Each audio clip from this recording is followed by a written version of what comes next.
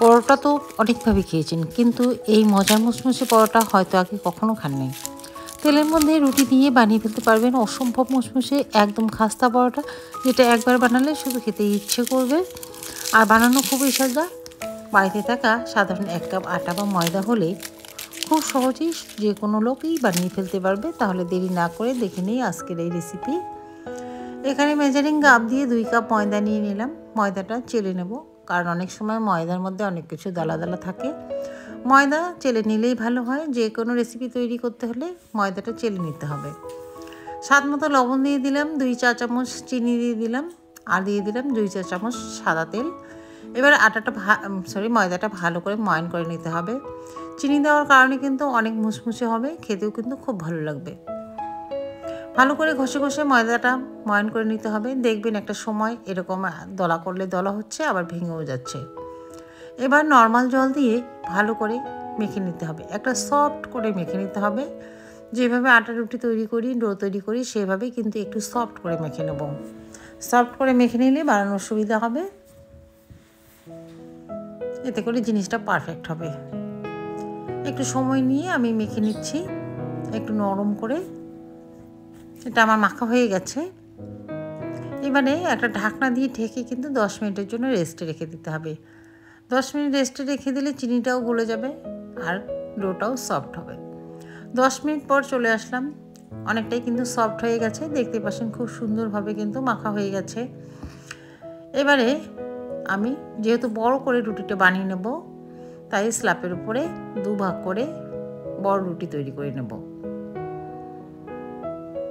আমি সমান 2 ভাগে ভাগ করে নিলাম। তারপর এটাকে আরও একটা বড় রুটি তৈরি করে নেব। যেভাবে রুটি তৈরি করি সেভাবেই একদম পাতলা করে কিন্তু বেলে নিতে হবে। যতটা সম্ভব পাতলা করে বেলে নেব। এটা মোটা করলে চলবে না, অনেকটাই পাতলা করে বেলে নিতে হবে।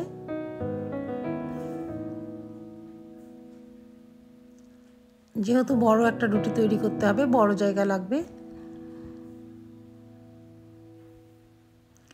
দেখতে পাচ্ছেন রুটিটা কিন্তু অনেকটা বড় হয়ে গেছে, একদম পাতলা হয়ে গেছে। নিচে যে স্ল্যাবের সবুজ অংশটা দেখা যাচ্ছে। এইভাবেই কিন্তু রুটিটা বড় করে বেলে নিতে হবে। এবারে উপরে কর্নফ্লাওয়ার ছিটিয়ে দিয়ে যেভাবে পরোটা তৈরি করে সেভাবে একটা শেপ তৈরি করে নেব, চারকোনা পরোটা। আমরা যেভাবে বাড়িতে পরোটা তৈরি করি শেপটা কিন্তু সেভাবেই হবে। তারপর আবারও কিন্তু এটাকে ভাঁজ করে নেব, কিন্তু মাঝখানে কর্নফ্লাওয়ার দিতে হবে। অবশ্যই কিন্তু এই কর্নফ্লাওয়ারটা দিতে হবে, নাহলে কিন্তু মুচমুচে হবে না। এইভাবে কর্নফ্লাওয়ার দিয়ে দিয়ে ভাঁজ করে নিতে হবে। এটা বানানো খুবই সোজা, যে কেউ দেখলে একবারই তৈরি করতে পারবে। আবারও কিন্তু বড় একটা রুটি তৈরি করতে হবে, বা পরোটা যেটাই বলেন না কেন। আমি কিন্তু বড় একটা রুটি তৈরি করে নিলাম, একদম পাতলা করে। এবারও দেখিয়ে দিচ্ছি কতটা পাতলা। এটা কিন্তু যতটা সম্ভব পাতলা করে নেওয়া যাবে। এটা কিন্তু ছিঁড়ে যাবে না, যেহেতু ভালো করে ময়ান দেওয়া আছে। এবার একটা কুকি কাটার দিয়ে বড় করে কেটে নিচ্ছি। একবার কিন্তু 6-7টা হয়ে যাবে। বাদ বাকিটাও আমি একইভাবে তৈরি করব। যতগুলো আটা আছে বা যতগুলো ময়দা আছে, একটা কিন্তু প্লেটে উঠিয়ে নিচ্ছি। একবারই কিন্তু আমি সবগুলোই তৈরি করে নিচ্ছি। এবার একটা একটা করে রুটি নিয়ে আবারও পাতলা করে বেলে নেব। যতটা সম্ভব পাতলা করে নেওয়া যায় ততটাই পাতলা করে নেবেন, এতে করে সুন্দরভাবে তৈরি হয়ে যাবে। আমি কিন্তু অনেকটাই বড় করে বেলে নিলাম। এবারে 1 চামচ ময়দা দিয়ে জল দিয়ে আমি গুলিয়ে নিয়েছি, এটা আটার কাজ করবে। একটার উপরে দিয়ে অল্প অল্প মাঝখানে দিতে হবে, খুব একটা বেশি দেওয়া যাবে না, শুধু মাঝখানটা দিতে হবে। এতে করে 3-4টা রুটি দিলে সিল হয়ে যাবে। একটার উপরে আরেকটা, এভাবে আমি 4টে রুটি দিয়ে দেবো। 4-5টা রুটি দিয়ে এভাবে সুন্দর করে সিল করে নিতে হবে।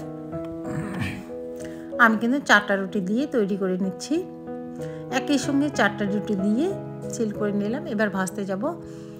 তেলের মধ্যে দেওয়ার সঙ্গে সঙ্গে একটা বেলনা দিয়ে আমি এভাবে ঠেসে ধরছি। এতে করে কিন্তু মাঝখানের অংশটা জমাট বেঁধে যাবে আর খুলে যাবে না। আর দেখতে কিন্তু ফুলের মতো হবে। মাঝখানটা গর্ত হবে আর চারধারটায় কিন্তু ফুলের মতো হবে। সুন্দর কিন্তু মুচমুচে ভাজা হয়ে গেল একটা সাইড।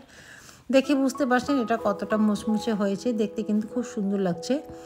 কিন্তু একই সঙ্গে 4-5টা পরোটা বানানো খুবই সুন্দর একটা পদ্ধতি। আশা করছি ভালো লাগবে। ভালো লাগলে অবশ্যই একটা লাইক দিয়ে কমেন্ট করে জানাবেন। তেলটা ঝরিয়ে এবার উঠিয়ে নেব। সবগুলো কিন্তু একই প্রসেসে ভেজে নেব। দেখে বুঝতে পারছেন এটা কতটা সুন্দর লাগছে। ভালো লাগলে বন্ধু-আত্মীয়ের মধ্যে শেয়ার করে দেবেন। আমি দুটো দেখিয়ে দিলাম। একইভাবে সবগুলোই তৈরি করে নেব যতগুলো হয়েছে। দেখে বুঝতে পারছেন এটা কতটা সুন্দর, কতটা দেখতে মুচমুচে খাস্তা হয়েছে। আশা করছি ভালো লেগেছে। বন্ধুরা, চ্যানেলে নতুন হলে একটা সাবস্ক্রাইব করার অনুরোধ থাকলে সাবস্ক্রাইব করে পাশে থাকা বেল নোটিফিকেশনটি অন করে রাখবেন। এবার একটা ভাঙিয়ে দেখাচ্ছি এটা কতটা মুচমুচে খাস্তা হয়েছে। হয়তো শব্দটা শুনে বুঝতে পেরেছেন এটা কতটা মুচমুচে।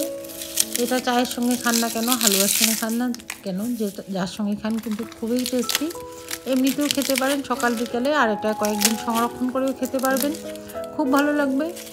আজ এ পর্যন্তই, দেখা হবে পরে আর একটি নতুন রেসিপিতে। আর যারা ফেসবুক থেকে দেখছেন পেজটি ফলো করে রাখবেন। ভালো থাকবেন, সুস্থ থাকবেন, ধন্যবাদ।